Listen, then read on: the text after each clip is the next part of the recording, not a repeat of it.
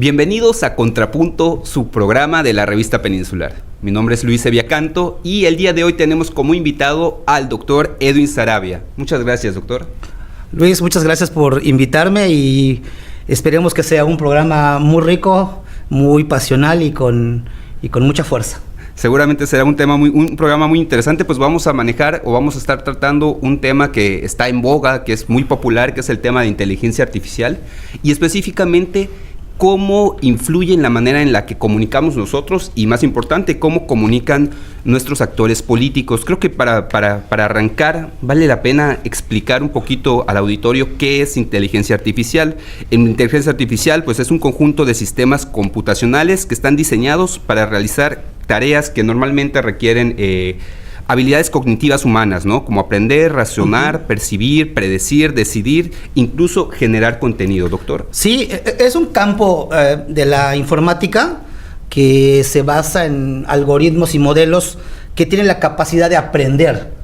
Y no solo de aprender es una cosa, pero de analizar datos, que digamos ya hay otros programas que lo hacen, pero también de razonar y tomar decisiones. Entonces, en este caso, es un modelo matemático, tú imagínate un modelo matemático que simula procesos cognitivos complejos, ¿no? Y entonces, obviamente, lo que sucede con la inteligencia artificial es que no es un buscador, no es un Google, sino es una herramienta que está integrada de tal manera que puede razonar, construir y generar. Esta es la inteligencia artificial de nueva generación que se llama generativa.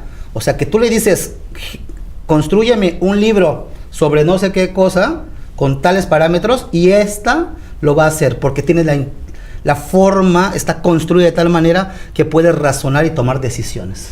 Una característica que tienen este tipo de tecnologías, por ejemplo, hablemos de las más utilizadas que actualmente puede ser ChatGPT, puede ser Gemini, puede ser Claude también, que es esta interacción mediante diálogo que se hace con estas tecnologías que nosotros literalmente le pedimos lo que quiere a estas y estas nos responden en un lenguaje comprensible y hay ya un intercambio que nos permite ahora sí que pues las tareas que nosotros les pedimos que sea de la manera más fina. ¿Qué nos puedes hablar de este tema del lenguaje y del diálogo con esto? Es interesante porque realmente, digamos que el campo de la inteligencia artificial está dentro de las Big Data, de las grandes compañías que utilizan información y que esa información les sirve para tomar decisiones, pero también para ganar muchísimo dinero. Entonces la inteligencia artificial es uno de los campos grandes, como podría ser Amazon, como podría ser Google, como podría ser Netflix, como podría ser Spotify.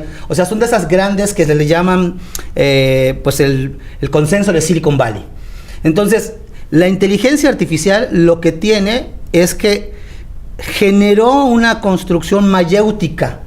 Tú puedes ir con base en un diálogo tratando de dilucidar cierto tipo de preguntas que tengas y ella te va a hacer siempre, hablando de los chatbots como ChatGPT o Gemini, te va a hacer siempre preguntas en las cuales tú vas a ir ahondando y profundizando, y eso son comillas porque realmente no profundiza, más bien generaliza, pero te da la intención porque está construido de una manera gramatical que parece contundente, que parece inobjetable. Pero ya hablaremos un poco de lo que se llama sesgo de confirmación, que es justo, por eso es la forma mayéutica. Por eso es como el socrática, ¿no? Te va con preguntas. Va haciendo, ahora sí que te va trabajando poco a poco, ¿no? Que es un tema de los que quería hablar sobre los riesgos y que vemos ahorita en la proliferación de estas tecnologías, que de nuevo, ahora sí que no podemos hablar como si usted desconociera de ellas, porque todos estamos ya al tanto y muchos de nosotros usamos estas tecnologías, pues es una realidad que facilitan mucho la carga laboral que tenemos varios, ¿no? Pero justamente en esta cualidad que tienen estas tecnologías del diálogo, vemos que hay gente que no solo lo utiliza para tareas, sino que lo utiliza para conversar temas personales y cualquier tema que uno tenga, ¿no? Pero lo utiliza como si estuviera dialogando con otro ser consciente. ¿Usted cómo ve esto, doctor? ¿Es peligroso? Es profundamente peligroso. Bueno, hay un caso en Estados Unidos que fue muy sonado de un chico, un joven, un adolescente que terminó suicidándose en función de este diálogo de la inteligencia artificial. Y aquí hablemos del sesgo de confirmación. El sesgo de confirmación es, digamos, confirmar algo que tú previamente ya crees. Y entonces alguien te lo confirma, como si tú creyeras, no sé, algo, lo ves en la televisión y dices, ah, mira, fíjate que yo tenía razón. La inteligencia artificial se nutre de datos, de tus datos. Tú la nutres, tú construyes estos diálogos y toda esa información que tú le vas dando, pero además tiene acceso a todos tus datos que están en web, tiene acceso, aunque dicen que está regulado, tiene acceso a tus redes sociales, a tu WhatsApp, a tu Instagram, a tu TikTok. Entonces construye un perfil tuyo. Y como necesita que tú tengas esta interacción constante, porque el uso de datos lo alimenta de manera exponencial, lo que sucede es que cuando tú vas haciendo ese tipo de preguntas, digamos que lo utilizas, este chico en este caso lo utilizaba como si fuera un terapeuta. Como si, y yo conozco, Luis, conozco mucha gente que ha dejado sus terapeutas y ha pagado ahora ChatGPT, y su diálogo permanente nocturno como si fuera su terapia es con ChatGPT. Eso es, me parece gravísimo. Lo que sucede, ¿qué te hace? Que te confirma tus sesgos. Sí. Te dice, y entonces el chico iba con la intención de matarse y la inteligencia artificial le dijo, vas, ¿no? Porque para eso se llama sesgo de confirmación. Y es, ojo, mucho cuidado, porque funciona no solo con la parte psicológica, que me parece muy grave, o en la medicina, pero incluso en la investigación, estos sesgos, sí. O sea, por favor, no aguantan una cosa de pares, o sea, una revisión de pares, no lo aguantan. ¿Por qué? Porque son cosas que tú previamente ya crees y las confirmas. Yo estudié mediación varios años y ejercí la mediación, y en el mundo de la mediación hay una habilidad que es imprescindible para poder trabajar con otras personas, poder generar rapport y relaciones de confianza, que es la validación de los sentimientos. Claro. Entonces es rebotarle a una persona lo que te dice, validándolo, diciendo es positivo que estés en estos espacios, es muy bueno que estés pensando de esta manera, y validar y hacer sentir bien a la otra persona. Y yo noté que específicamente ChatGPT utilizaba técnicas de validación de sentimientos en prácticamente todas las interacciones que yo tenía con él. Llegó un punto en donde yo le tuve que decir a la máquina, deja de validar mis sentimientos. O sea, no existes, yo no necesito ningún tipo de validación de algo que no existe, ¿no? Pero me hizo pensar cuántas personas no tienen estos espacios o estos momentos en que ellos se sientan validados con lo que piensan y con lo que sientan, y tal vez modelos como ChatGPT, que sí tienen estas habilidades incorporadas, les hagan sentir una confianza artificial o esta empatía artificial que no sienten de manera natural en otros lados. Y mira, es estratégicamente malévolo, porque si tú vas a las encuestas nacionales e internacionales, el gran problema de nuestra generación postcontemporánea, diría yo, son temas como la depresión y la ansiedad. Entonces, si un modelo de inteligencia artificial te valida emocionalmente, ¿qué tienes? Sí. Evidentemente tienes a no sé cuántos millones de personas potenciales de utilizar la herramienta. O sea, estratégicamente malévolo, digo yo, porque justamente quienes establecen este tipo de cosas saben el público meta al que se refieren. Entonces, es peligroso. Para mí, en la parte psicológica, en la parte médica, me parece peligroso de vida o muerte. Ya podríamos hablar en el otro sentido, de la parte creativa, que me parece no es feo, pero no me parece tan peligroso como esta parte psicológica. O sea, esto, si no se regula, puede tener consecuencias muy funestas. Sí, y es algo que desafortunadamente está muy permeado o influye, seguramente quienes nos están escuchando se sentirán identificados, porque yo lo noté mucho. Hace unos meses hubo un trend donde tú le pedías a la inteligencia artificial que hiciera una ilustración con base en la relación que tenías tú con cómo usas la herramienta, ¿no? Y yo creo que el mío salió pues muy técnico. Bueno, porque aparte tenías que pedirle la explicación, decíamos que tú solo me pides temas de revisión de documentos o de generación de textos y no me pides cosas más personales. Pero muchas personas sí subían y habían como imágenes muy cálidas o muy de relación afectiva con estas inteligencias artificiales, ¿no? Lo cual, de nuevo insistimos, es muy peligroso y tal vez sea más común de lo que debería ser. Sí, yo creo que sí. Y te voy a decir algo. y como no es una peligrosidad que se muestre de manera abierta, sino pues es cualquier chamaco, un joven de 17, 18 años, más joven de 14, y ahora hay niños de 9, 10 años que ya tienen acceso a teléfonos inteligentes. Yo creo que eso debería ser mucho más cuidado, pero esa es mi opinión personal. El peligro no está, el peligro es inexistente, es conceptual, entonces por eso es complejo. Y justamente lo que decías del sesgo de la confirmación, y yo lo pondría también en ese sentido, que para muchas personas todo esto que tiene que ver con inteligencia artificial son oráculos de la verdad, no son espacios en el que nosotros vamos a tener la verdad absoluta, y tiene mucho que ver, a ver, si yo estoy interactuando con esta máquina que me hace tener o construir una relación de confianza con ella, ¿por qué yo voy a dudar de lo que me está diciendo sea verdad, ¿no? Cuando uno confía en una persona, pues normalmente espera que lo que te está diciendo sea verdad. Entonces hemos tomado todas estas tecnologías como lo que nos dice son verdades absolutas. Y la manera más penosa, yo creo que en muchos medios de comunicación ha pasado, e incluso ha trascendido a notas nacionales, lo cual habla del poco entendimiento que todavía tenemos sobre estas tecnologías, es cuando se hacen preguntas así como, no sé, ¿cuál es el top 5 de músicos yucatecos, por decirlo? Ajá. Y la inteligencia artificial te saca un top 5 con base en la revisión que hizo de 5 segundos de sus contenidos, y ellos los toman como que ese top 5 es el top 5 absoluto de mejores músicos en Yucatán, ¿no? Entonces, así no funcionan estas tecnologías. No, claro. No, por supuesto que no. Mira, te voy a decir algo. Hay una frase que me gusta, no sé de quién es, pero dice, cuando el producto es gratis, tú eres el producto. Entonces, creo que es la base de la forma en cómo se maneja Google, cómo se maneja la inteligencia artificial.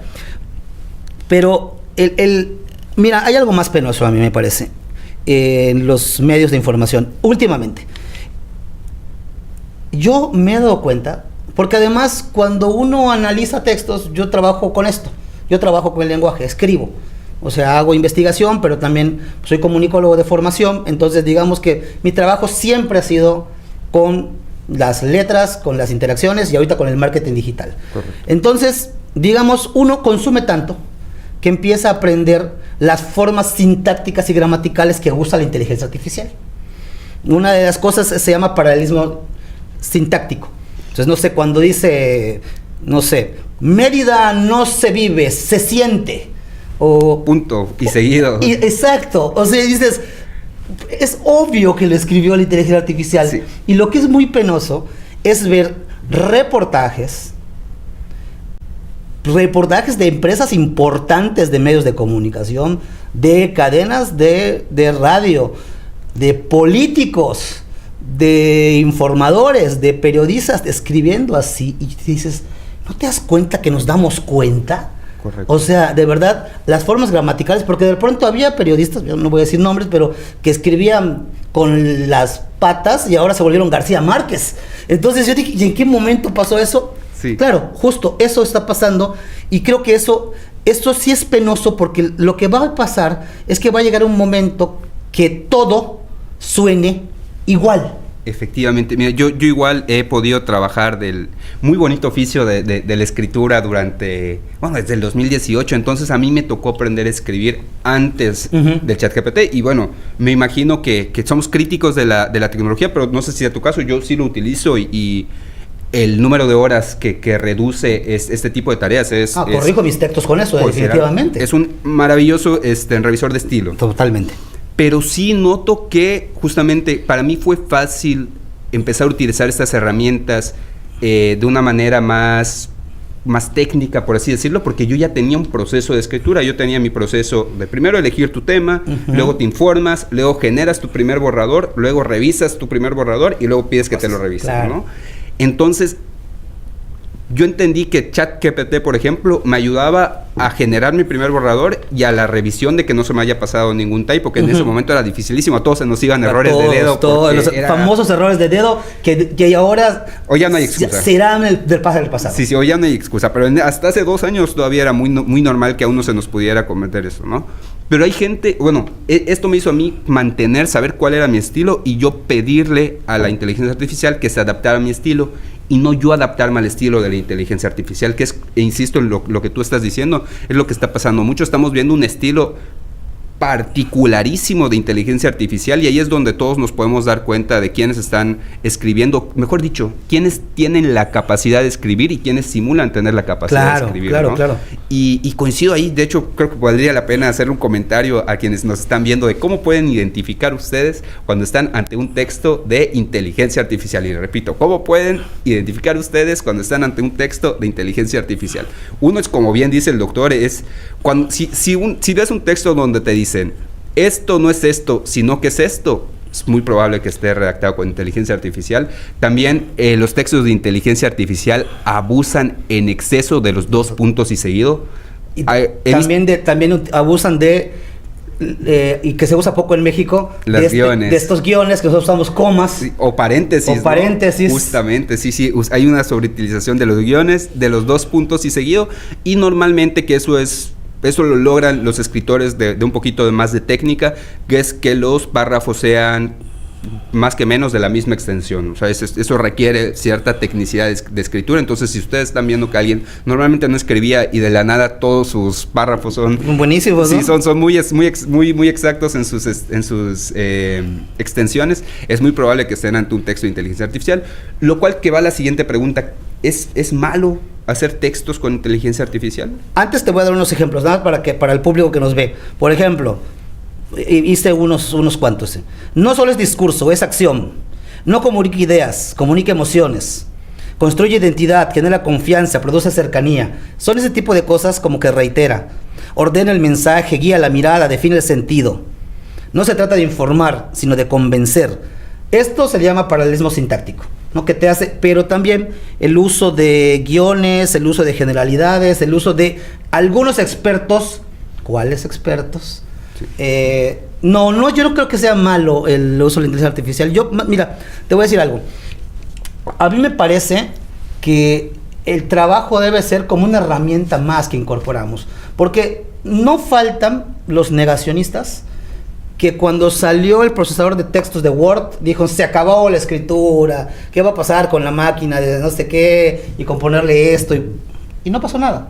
Simplemente nos acostumbramos a usar la herramienta, y la herramienta de corrección de ortografía nos salvó la vida a muchísimos, y muchísimos terminamos de aprender lo que no aprendimos en la escuela.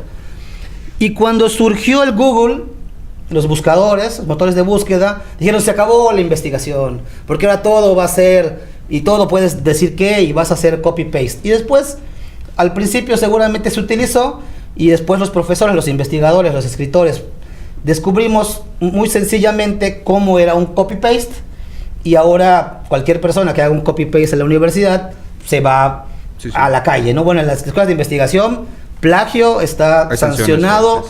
Bueno, en el caso de las investigaciones en nivel CONACYT, si tú entregas un artículo, una cosa, en tu clase con plagio, es baja. Así, sin deshonrosa. Entonces, eso, pues no pasó. ¿Por qué? Porque aprendimos a utilizarlo como herramienta. O sea, no como medio, no como fin. Sí. Entonces, lo que va a pasar con la inteligencia artificial, creo, es que se va a terminar, uno, regulando por los estados-nación, pero también autorregulando por todo ese tipo de cosas que hace. Lo peligroso de la inteligencia artificial, en comparación con motores de búsqueda, es que aprende. Entonces va aprendiendo cosas. Y entonces, a lo mejor, llegará un momento en que no va a ser fácil identificar los paralelismos sintácticos, las aliteraciones, porque va aprendiendo sobre la marcha de los datos y de los grandes datos de todo el mundo. Eso es lo peligroso. Y lo peligroso también con la inteligencia artificial es que en el trayecto de que se regule o se autorregule, vamos a tener una generación que va a tener problemas cognitivos. Hay un estudio, no estoy seguro si es no es de Cambridge, creo que es de Massachusetts, pero ahorita doy el dato concreto, deja que lo busque y te doy el dato completo. Es un paper de 22 cuartillas, está escrito en inglés, si quieren, hay algún lugar donde lo podamos colgar, se cuelga. Hace un análisis longitudinal. ¿Qué significa longitudinal? Que es del tiempo, en un periodo de tiempo largo, o sea, no es un estudio de laboratorio, sino es de 4 meses, donde estudia a 3 grupos de control. Unos jóvenes que iban a hacer investigación solo con prompts. Le ibas a decir, créame una investigación de esto con esto, usando totalmente la inteligencia artificial. Un segundo grupo que iba a hacer lo que tú comentabas. Vas, buscas textos, revisas, lees, construyes, pides ayuda, incluso si la parte mayéutica te va ayudando y terminas construyendo la investigación. Y uno más que se les pidió que no la utilizaran. Y los datos que arroja son muy interesantes, porque lo que sí dice es que las redes neuronales de los primeros, las ondas, están nulas, o sea, no ejercitaron el cerebro o las redes neuronales del cerebro para generar. Y ahí afecta la creatividad de contenido, la creatividad, todo lo que significa ser humano y utilizar la cabeza. Estas redes, porque aparte los midieron, sí, se nulificaron. Los segundos tenían picos. Ojo, interesante, los terceros tenían los mismos picos, lo cual quiere decir que el uso como herramienta puede funcionar perfectamente como lo hacíamos de manera artesanal, que íbamos a la biblioteca, y es muy parecido, solo que está, digamos, ordenado de manera informática, sí, y facilita, pero las redes neuronales eran altas, con picos de altas y bajas, como es el aprendizaje. Entonces, el problema es que en este periodo ventana, del que se regule por los estados-nación o se autorregule, vamos a tener un gran número de alumnas y alumnos con problemáticas de aprendizaje y cuestiones cognitivas. Sí, eso es algo que yo igual he notado de manera empírica, o sea, en mi propia experiencia, que de nuevo que somos personas que pudimos ser escritores antes de la inteligencia artificial y después de la inteligencia artificial. Y es que sí, escribir antes sí te dejaba incluso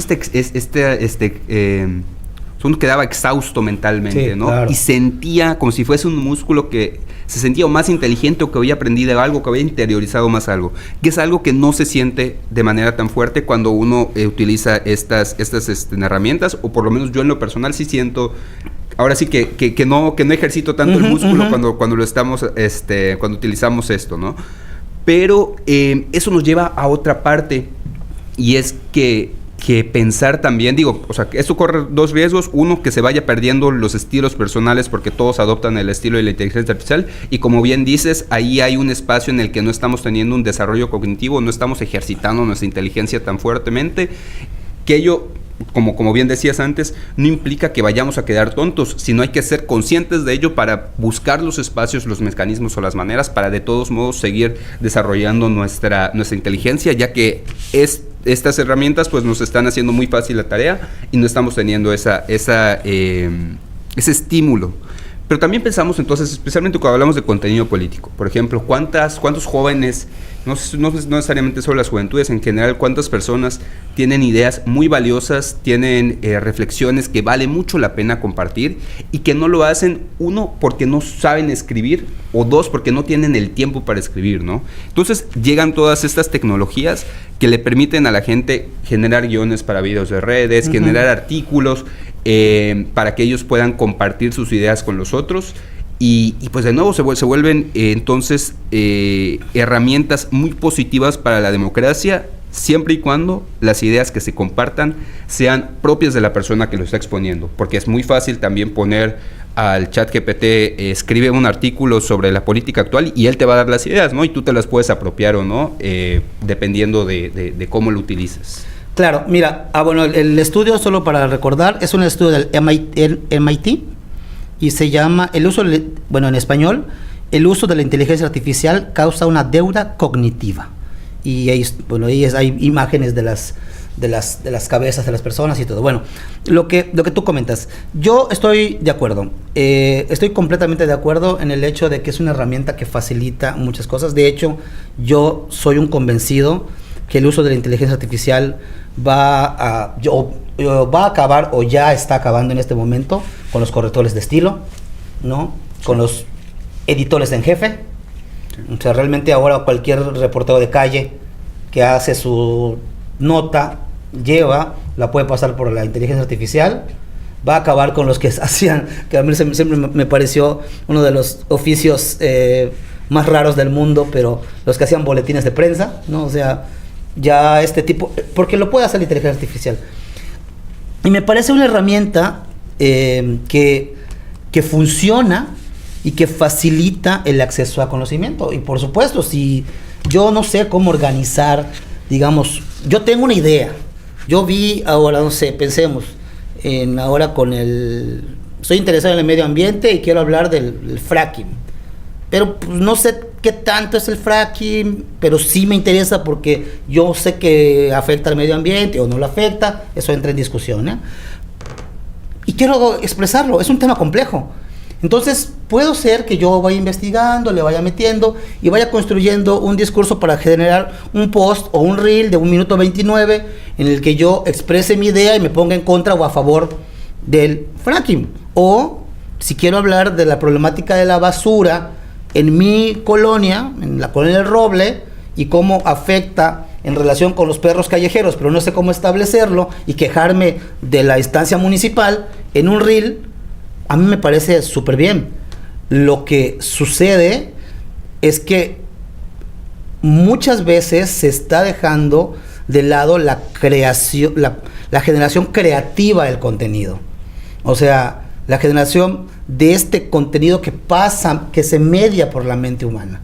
Y eso es lo que me parece no grave. Tendremos que adecuarnos, como nos adecuamos a la pandemia. Nunca pensamos que íbamos a tener una pandemia, que íbamos a salir de la pandemia, y ahora estamos tú y yo dialogando aquí como sobrevivientes de la pandemia. Entonces nos vamos a acostumbrar, pero yo sí creo que tiene que haber algún tipo de regulación, porque si no, recordemos el caso, no sé si el público sabe, de Cambridge Analytica. O sea, por quien no lo sepa, Cambridge Analytica pues se descubrió que cuando Trump ganó las elecciones, Meta había vendido los datos de los perfiles de los votantes y cómo construir una estructura y estrategia política para ganar las elecciones. Está comprobado. Entonces, eso es peligroso. Sí. Otro de los riesgos, aterrizando también, o siguiendo aterrizando, profundizando la conversación sobre el tema político, es el tema electoral. ¿Cómo ves, doctor, que pues es bien sabido, ¿no?, que en el ecosistema de medios siempre hay estos portales que uno nunca sabe cómo surgen, pero que normalmente tienen líneas muy incisivas contra personajes en específico? Habrá unos que por intereses económicos, otros podrán ser por intereses legítimos. Ese no es el caso. El caso es que hay muchos portales que utilizan estos golpes o estos artículos incisivos o de campaña negra, de campaña sucia. Uh-huh. Y hoy, con la proliferación de redes sociales, pues ya no hay un límite de cuántos artículos una persona o un medio puede sacar al día, ¿no? Antes, pues uno tenía ahora sí que la limitación natural del tiempo, ¿no? Pues un artículo para yo sentarme a escribir me tomará de 1 a 2 horas si soy muy bueno, ¿no? Uh-huh. Pero ahorita con la inteligencia artificial puedo sacar en 1 hora 10 artículos para golpear a N cantidad de personas. Incluso puedo generar imágenes de esa persona para fortalecer y generarle más dramatismo a estas publicaciones. Y hacer memes y hacer todo. O sea, el tema de la guerra sucia hoy en redes sociales con el tema de ChatGPT y todo está descontrolado. ¿Qué opina, doctor? Es todo un tema, sí, es todo un tema. Es importante mencionar, porque, y creo que es un espacio bueno para decirlo. De pronto, esto a lo mejor no tiene tanto que ver con la inteligencia artificial, o sí, pero para comentarle a la audiencia que estos portales que de pronto se llaman Ponte no sé qué, el Alush, el no sé, y que salen a diario, se les llama alternas. A estas cosas se les llama alternas. Y esas alternas están pagadas por grupos de intención política para golpear cierto tipo de personajes. En este momento es muy claro una estrategia en contra del gobierno actual, no del gobierno, sino del gobierno actual y todas las acciones del gobierno actual. ¿Por qué? Porque de repente salen, ¿cómo salen tantos portales? ¿Quién los paga? ¿Dónde están las oficinas? ¿Quién pompó? Preguntaría el clásico. Se llaman alternas. Bueno, claro, las alternas se encontraron en el uso de escritura generativa pues el sitio maravilloso, porque muchos de los dueños de esas alternas no escriben, no editan, no saben hacer realmente nada. Algunos eran reporteros. Digo, es un oficio muy hermoso. Todos los que hicimos comunicación hemos hecho banqueteras, hemos reporteado, hacemos chacaleos, pero no quiere decir que eso te dé la estrategia para generar un medio de comunicación. Pero encontraron en la escritura generativa, la construcción de memes, e incluso en herramientas como TikTok, que te hace los videos solitos.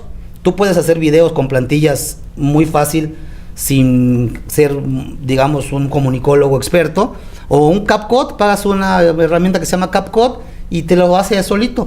Encontraron en este uso de inteligencias, en este uso de tecnologías, la facilidad para poder establecer 20, 30, 40 notas y tener contenido y contenido y contenido. Ahora, yo creo, eso sí lo creo, yo creo que eso tiene un problema, porque creo que la gente no es tonta y creo que la gente se da cuenta. Hace rato platicábamos de los escritores o los periodistas que sobreadjetivan, que no analizan sino adjetivan. Este inepto de no sé quién. Y este tipo de portales generan ese tipo de notas. Entonces yo creo que la gente es inteligente y creo que al tiempo se da cuenta que son páginas alternas que están construyendo este tipo de guerra sucia. Eso no quiere decir que no deberíamos tener la capacidad nosotros, digamos, bueno, no nosotros porque yo no soy del gobierno, pero los gobiernos en turno y los gobiernos, yo soy una persona que creo en el proyecto de la 4T, ¿sí? Yo soy López Obradorista, soy fundador, bueno, no, soy militante de Morena desde 2015, y yo creo que deberíamos tener la capacidad de responder, porque ahí donde sí creo que tenemos un problema, donde hay un cuello de botella, es que tenemos lentitud de respuesta. Lentitud de respuesta. O sea, por tener un ejemplo, cuando López Obrador le dio el vaido aquí en el Tren Maya, ¿recuerdas? Hubo 2 días casi, o día y medio, de vacío de información. Y esa información, si está en vacío, la va a llenar la de los otros. Entonces lo mataron, estuvo en el hospital no sé dónde, estaba muy grave, le hicieron una operación de no sé qué, murió, no pasó nada. Pero esta dificultad que tiene, digamos, los gobiernos de izquierda en general para responder a la derecha, que es rapidísima, creo que ahí hay un área de oportunidad. ¿Usted cree que la gente castiga el uso de inteligencia artificial o ve mal el uso de inteligencia artificial en redes? Pongo 2 ejemplos. Por ejemplo, no es lo mismo que hemos estado hablando de ambos, ¿no? De los medios de comunicación y de los actores políticos. De los medios de comunicación tal vez influye en un tema de reputación, ¿no? Se esperaría que un medio de tradición periodística, sea cual sea su línea, cual sea su nombre, pues no recurriría a este tipo de herramientas o las utilizaría de manera más sutil para que no se note que se están utilizando, para desmarcarse de los medios emergentes con poca credibilidad que lo están usando, ¿no? Pero al actor político, yo esperaría, no sé qué tan cierto sea esto, nos puede dejar en comentarios usted, en los comentarios de esta publicación, de este video, ¿qué tanto se le castiga al actor político? Sí he notado, por ejemplo, también se ha proliferado mucho el uso de fotos de perfil con inteligencia artificial, pero los políticos no utilizan ese trend que se ha estado normalizando con el uso de inteligencias artificiales. Yo he estado preguntando con gente no vinculada a la política, sino gente ahora sí gente en general, ¿no? Y me decían, es que se vería mal que alguien que le interese hacer política utilice eso para sus fotos de perfil, porque rompe con esta idea de transparencia o de honestidad que una persona debería buscar proyectar, especialmente desde sus redes, ¿no? Entonces, si yo desde mis redes soy político y estoy utilizando una foto con inteligencia artificial, hay un choque entre la transparencia que yo le transmito a las personas. ¿Cómo lo ve, doctor? Mira, te voy a decir una cosa, y eso es algo que yo también dentro de la parte académica, yo también soy consultor de marketing político. Entonces, una de las cosas que siempre se les platica yo no le digo cliente, le digo personaje. porque el político, al fin y al cabo, es la construcción de un personaje, de una parte de lo que necesitas que el público conozca, y la otra parte privada, por ejemplo, puede quedar ahí. O sea, es como tu parte, es como cuando sales al escenario. Es un actor. Eso no quiere decir que seas falso. Correcto. Quiere decir, como decía Stanislavski, que es un autor ruso de teatro, sentido de fe y verdad. Entonces eres un actor con sentido de fe y verdad, pero no vamos a mostrar todo, porque a lo mejor tú no quieres mostrar una parte de tu familia, o no quieres mostrar que te gustan los videojuegos, o no sé. Pero lo que yo les digo, por ejemplo, cuando asesoro o doy consultoría, es en el momento en el que te vuelves político, tu vida deja de ser tu vida y tus redes dejan de ser tus redes, aunque sean tus redes personales, y se vuelve un Big Brother. Y tú tienes que pensarte en...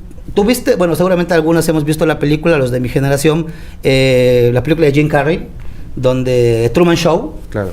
Bueno, así como tú veías a Truman, tú tienes que pensarte como si fueras Truman, porque siempre tienes que estar haciendo...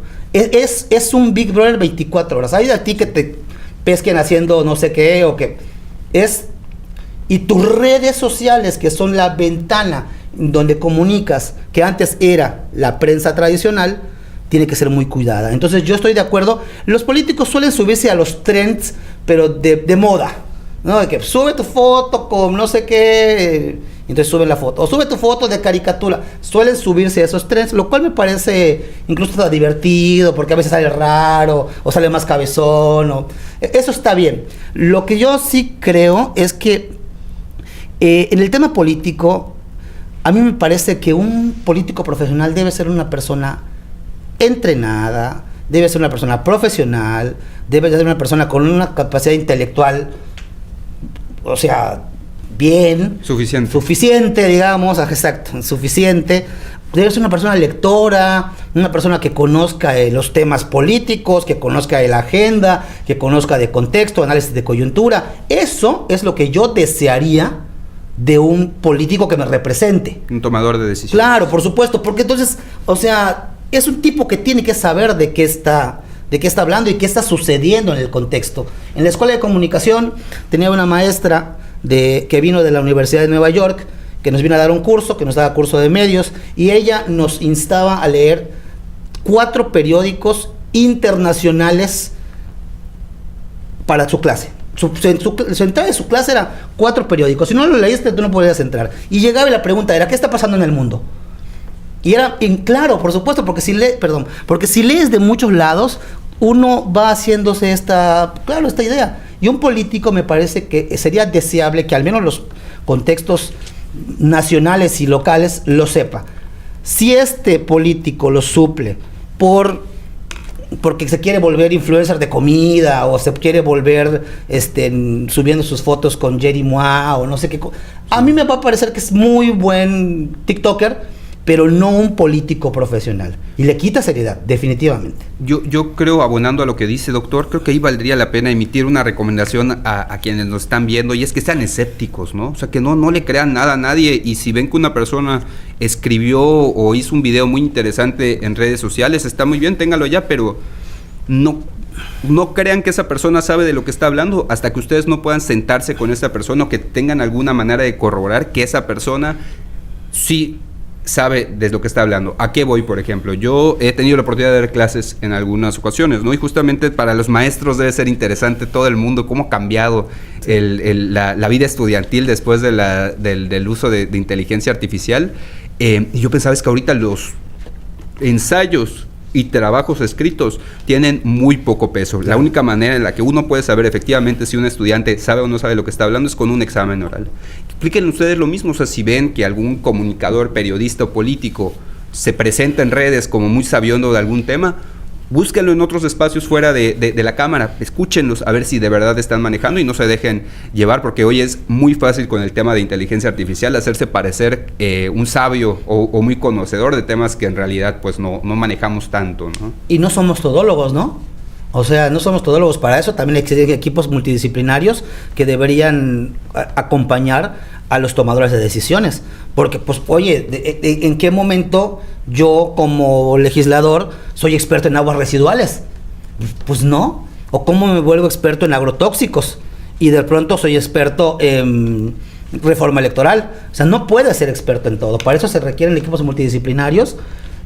Pero sí me parecería que el perfil político que al menos a mí me llama la atención es el que sabe o intenta saber.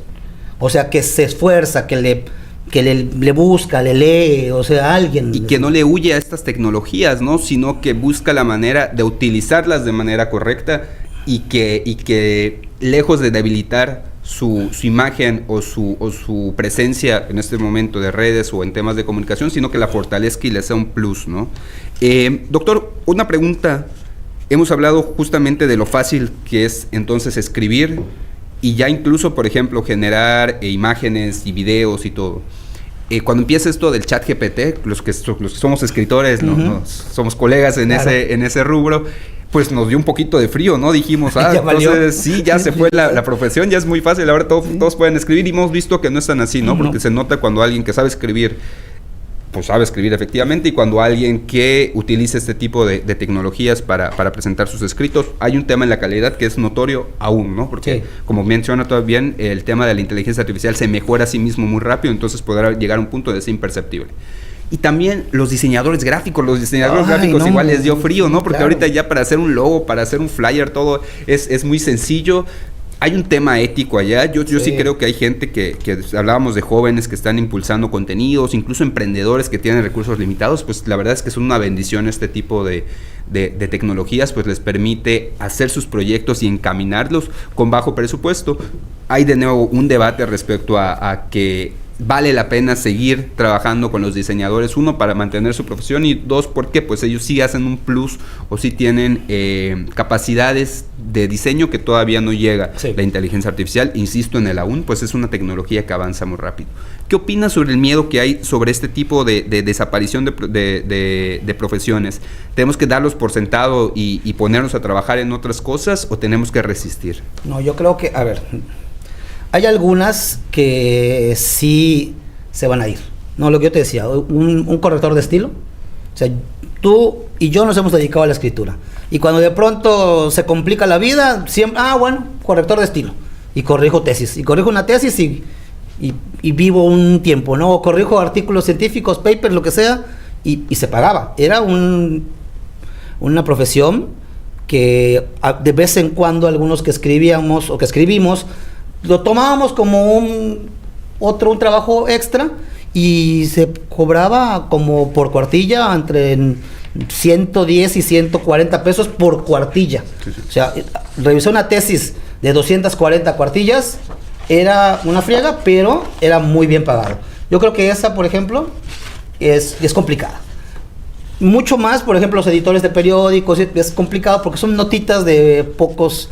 Yo creo que en esas va a ser muy difícil dar la batalla, ¿no? Porque incluso los que contratan van a decir, bueno, ¿como para qué, no? Sí. Pero en otros temas, como por ejemplo en el doblaje, ya hay una ley del doblaje en contra de la inteligencia artificial, porque ahora estaba pasando que con 30 segundos de voz, tú ya podías agarrabas la voz de Homero Simpson, de la que doblaba, que se llama Marina Huerta, la ponías ahí, 30 segundos, y tú podías crear horas completas de textos con voz no de Homero, perdón, de Bart Simpson.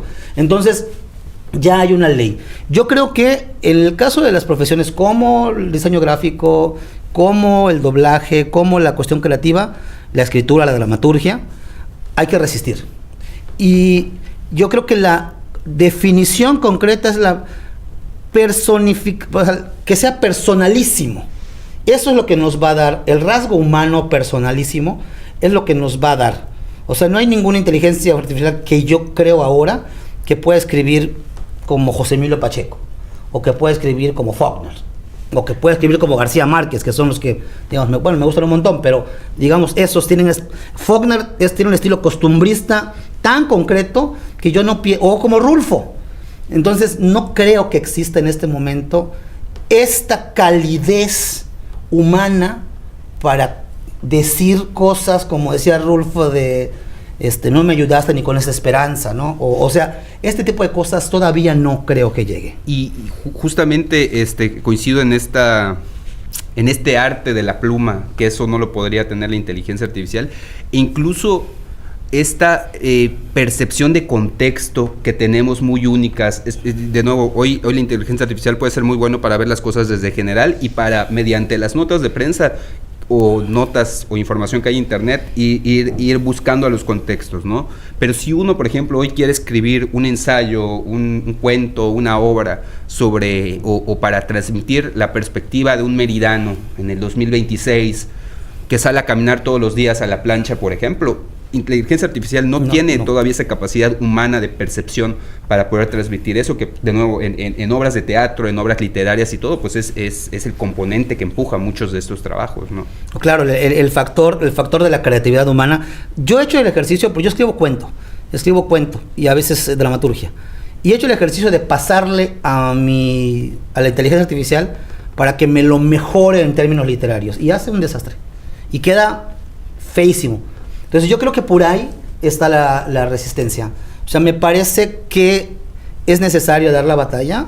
Te digo, es una herramienta que va a tener un periodo de tiempo en el que se va a regular y también se va a autorregular. Estoy segurísimo.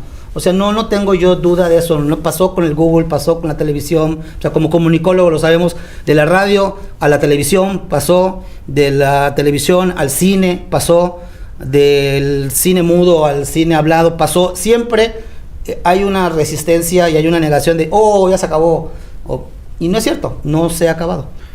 Doctor, antes de pasar, ya ir cerrando con los temas más escabrosos de la conversación, una pregunta ahí para entrar en controversia, ¿no? Justamente el tema de las traducciones es un tema que va más allá de la inteligencia artificial, ¿no? Sobre si, de nuevo, en películas y en series, estos traductores de inglés a español o de cualquier idioma. Hay mucho debate sobre si se afecta o no la integridad de la obra, etcétera. En ese sentido, ¿cómo ve usted eso? O sea, porque yo estaría de acuerdo en que se utilice inteligencia artificial para traducir obras, puesto que yo en mi visión particular, mientras más íntegra esté la obra original, mejor. Entiendo que hay toda una cultura, y no solo una cultura, un legado muy importante de la traducción mexicana que vale la pena preservar, pero de nuevo, si ya estamos en este otro modelo o en esta otra era, pues qué mejor que aprovechar estas tecnologías. ¿Usted cómo lo ve? ¿Pero qué? ¿Te refieres a traducción literaria? No, traducción, incluso podría ser traducción literaria, ¿no? Pero específicamente por la facilidad de convertir voces originales en otro idioma, de películas y de series. Uy, eso es un temazo, porque ese es otro de los trabajos que funcionan a nivel internacional en el cine y en las series y en todo.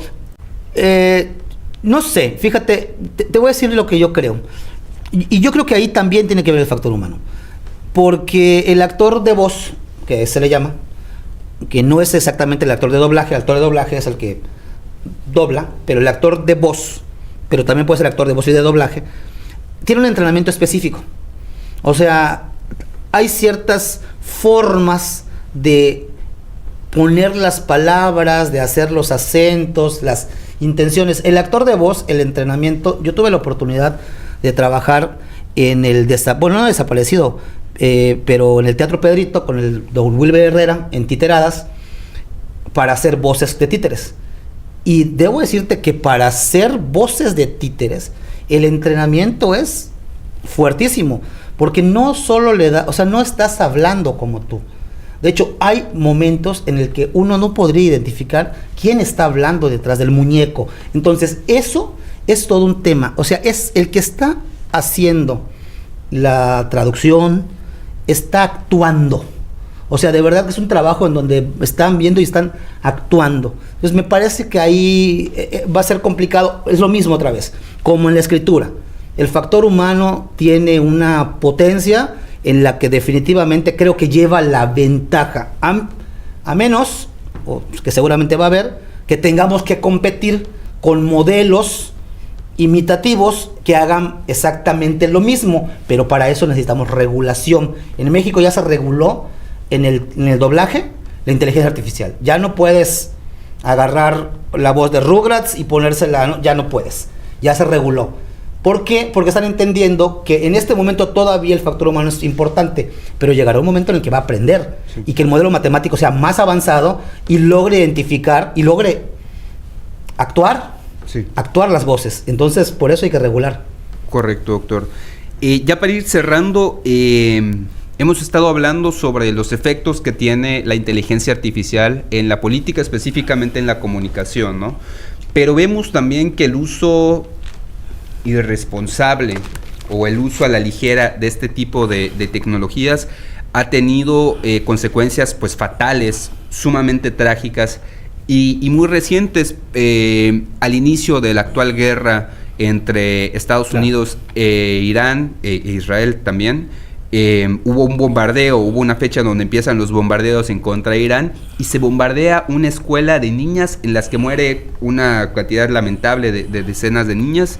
Y se hace la investigación sobre ello y se encuentra que Estados Unidos definió los objetivos de estos bombardeos mediante una herramienta de inteligencia artificial. Si no me equivoco, era Claude, y Claude sacó un comunicado diciendo que ellos dejaban claro que sus tecnologías no se debían utilizar para fines bélicos. Claro. Entonces, lo que hizo esta herramienta de inteligencia artificial fue definir una serie de objetivos aptos para el bombardeo, porque justamente decía un analista que lo que se toma mucho tiempo para los temas de guerra es definir cuáles son los objetivos que se van a bombardear. Entonces, pues ellos aprovecharon esta inteligencia artificial para sacar una lista de objetivos y entre ellos se coló esta escuela de niñas. Entiendo que por un tema de nombres que tenía como un tema que el nombre de la escuela estaba vinculado a temas de generales, si no me equivoco, y es que se le ubica como un objetivo y pasa este error que no debió haber pasado y que cobra la vida de muchas niñas por un tema de un uso irresponsable y muy a la ligera de inteligencia artificial. ¿Cómo lo ve, doctor? No, claro, por supuesto. Por eso es lo mismo. Mira, lo que te decía de la gravedad de todo esto. Puede ser que tengas un problema en tu escuela porque te puso una cita mal, ¿no? Y entonces te digan, oye, y esta cita no es de este autor, ¿no? Yo un día estaba trabajando con un tema y me puse una cita de Hannah Arendt y yo dije, estoy trabajando extractivismo en Sotuta, ¿de dónde fregados me puso una? Entonces, obviamente, y entonces a lo mejor el editor te va a decir, oye, me está mal, pero de ese tamaño lo puedes llevar al paroxismo, a lo que pasó ahora, porque no puede ser, no es irrefutable, o sea, tiene que ser revisado.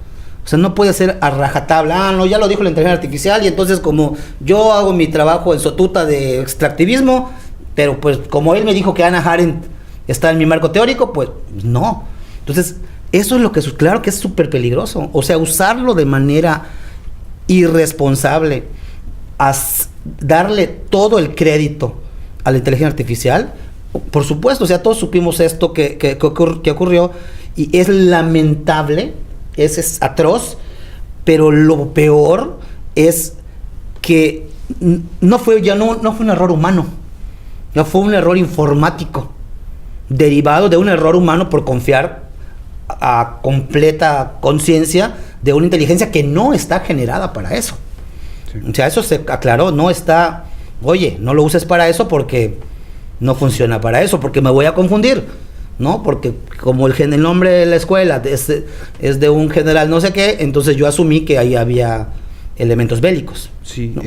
Yo creo que entonces ya esa reflexión nos ayuda para ir cerrando y pues exhortarlo a usted que nos está viendo a que en su uso propio de las inteligencias artificiales entienda que no estamos ante tecnologías que tienen la verdad absoluta para nada, sino que son herramientas que nos ayudan a procesos o a tareas y que deben ser de todos modos todo lo que está pasando verificado, porque no podemos confiar ciegamente en ellos. Aún más, eso nos debe hacer tener la capacidad de identificar cuando gente que dice que tiene la verdad, ya sea políticos, ya sean medios de comunicación, ya sean comunicadores, identificar si están utilizando o no la inteligencia artificial para saber qué tanto podemos confiar o no en lo que nos están pidiendo, y hacer una exigencia también a nuestros actores políticos a que sean responsables en su uso de estas tecnologías. Doctor, ¿alguna reflexión que nos quiera dejar antes de partir? Quiero terminar con algo importante que no lo tocamos, pero a nivel internacional ya empiezan a existir regulaciones respecto a la inteligencia artificial. La Unión Europea ya tiene una regulación, Canadá tiene una regulación en proceso, Estados Unidos tiene regulaciones como estatales, Chile tiene una regulación en proceso, y en México, el 29 de enero del 2026, se firmaron los acuerdos como algo llamado como Tratado Chapultepec, que son 10 puntos para el uso de la inteligencia artificial.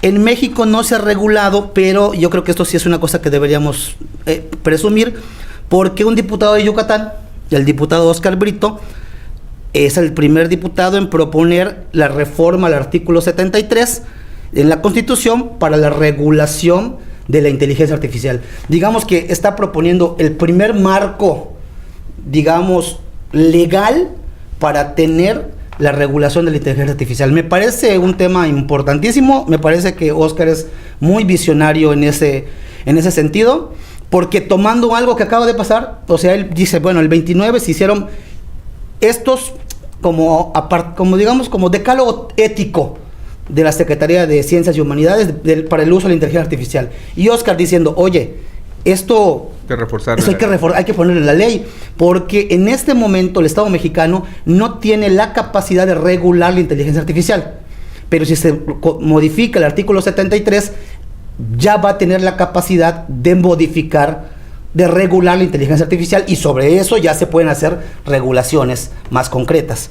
Eso es por un lado, y el otro, yo siempre recomiendo, eso ya me volví como un apóstol de este libro, se llama Tecnofeudalismo, se llama así, Tecnofeudalismo, crítica de la era de la economía digital, y es un libro que habla de la dominación digital y tiene una hipótesis llamada tecnofeudal, que plantea que en este momento el feudalismo tal como lo conocimos en la época clásica, ahora existe y está existiendo en nuestras vidas desde la forma tecnológica e informática. O sea, estamos en una era feudal, solo que tecnofeudal. No somos dueños de nosotros. Es sin duda muy importante el leer este tipo de información y estar al tanto de este tipo de espacios, porque de nuevo la tecnología de inteligencia artificial ha cambiado de manera muy reciente y de manera muy radical la manera en la que trabajamos y en la manera en la que interactuamos con nosotros mismos incluso. Entonces es muy importante estar al tanto, estar pendiente de este tipo de espacios. Seguramente aquí en Contrapunto de la Revista Peninsular volveremos a hablar sobre este tema que es muy importante, y volveremos a tener al doctor Edwin Sarabia en otros temas o incluso profundizando sobre este. Queremos agradecerles a ustedes por ver este episodio, a la Revista Peninsular, a don José que está allá en los controles apoyándonos con el tema de la operación, y de nuevo muchas gracias, Edwin, por aceptar la invitación y por platicar con nosotros. Muchísimas gracias, estuve encantado. Esto es Contrapunto, mi nombre es Luis Evia, nos vemos en el siguiente episodio.